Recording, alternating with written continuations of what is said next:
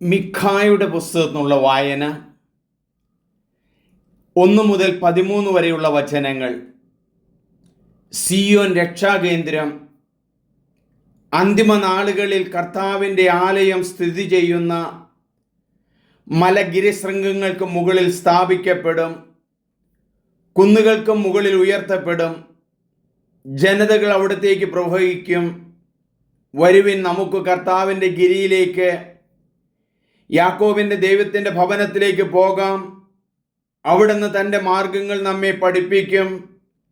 നമുക്ക് അവിടുത്തെ വഴികളിലൂടെ നടക്കാം എന്ന് പറഞ്ഞുകൊണ്ട് അനേകം ജനതകൾ വരും. സിയോനിൽ നിന്ന് നിയമവും ജെറൂസലേമിൽ നിന്ന് കർത്താവിൻ്റെ വചനവും പുറപ്പെടും.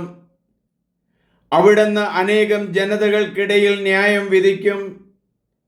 വിദൂരസ്ഥരായ പ്രബല രാജ്യങ്ങൾക്ക് അവിടുന്ന് വിധിയാളനായിരിക്കും. അവർ തങ്ങളുടെ വാളുകൾ കൊഴുവായും കുന്തങ്ങൾ വാക്കത്തിയായും രൂപാന്തരപ്പെടുത്തും. ജനം ജനത്തിനെതിരെ വാൾ ഉയർത്തുകയില്ല. അവർ മേലിൽ യുദ്ധം അഭ്യസിക്കുകയുമില്ല. അവരോരോരുത്തരും തന്താങ്ങളുടെ മുന്തിരിത്തോപ്പിലും അത്തിമരച്ചോട്ടിലുമായിരിക്കും. ആരും അവരെ ഭയപ്പെടുത്തുകയില്ല. സൈന്യങ്ങളുടെ കർത്താവ് അരുളി ചെയ്യുന്നു, എല്ലാ ജനതകളും തങ്ങളുടെ ദൈവത്തിൻ്റെ നാമത്തിൽ ചരിക്കുന്നു.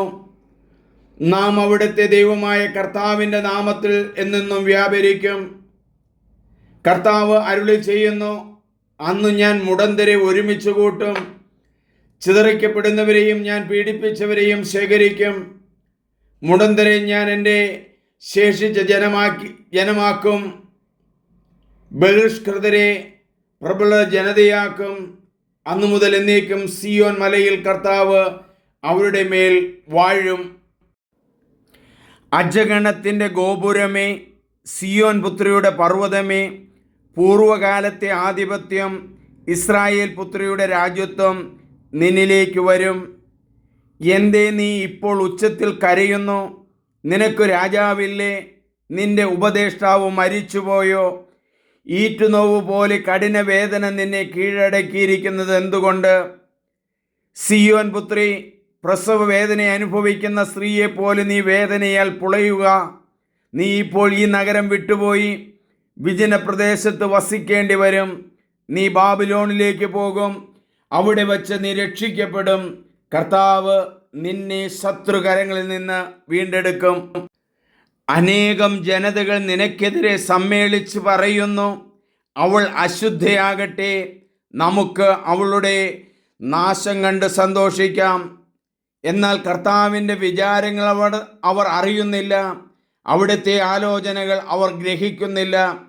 മെതിക്കളത്തിൽ കറ്റയെന്ന പോലെ അവിടുന്ന് അവരെ ശേഖരിച്ചിരിക്കുന്നു. സിയോൻ പുത്രി, എഴുന്നേറ്റ് മെതിക്കുക. ഞാൻ നിന്റെ കൊമ്പ് ഇരുമ്പും കുളമ്പ് പിച്ചളയും ആക്കും. അനവധി ജനതകളെ നീ ചിതറിക്കും. അവരിൽ നിന്ന് നീ എടുത്ത കൊള്ള മുതൽ നീ കർത്താവിന് അർപ്പിക്കും. അവരുടെ സമ്പത്ത് ഭൂമി മുഴുവൻ്റെയും കർത്താവിന് നീ കാഴ്ചവയ്ക്കും. മിഖാ പ്രവാചകന്റെ പുസ്തകം 4-ാം അധ്യായം 1 മുതൽ 13 വരെയുള്ള വചനങ്ങളാണ് കേട്ടത്. എല്ലാവരും ഇത് മറ്റുള്ളവർക്ക് സബ്സ്ക്രൈബ് ചെയ്യണം, ഷെയർ ചെയ്യണം, ദൈവവചനം വളർത്താം. ഈ വചനത്തിൽ പറയുന്നു, നീ രക്ഷിക്കപ്പെടും. കർത്താവ് നിന്നെ ശത്രുകരങ്ങളിൽ നിന്ന് വീണ്ടെടുക്കും. ഈ വീണ്ടെടുക്കലിൻ്റെ സമയമാണിത്.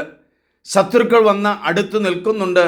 വചനം കട്ടെടുക്കാൻ, വചനം മാറ്റിമറിക്കാൻ ഒന്നും ഭയപ്പെടേണ്ട. കർത്താവ് നിന്നോട് കൂടെയുണ്ട്.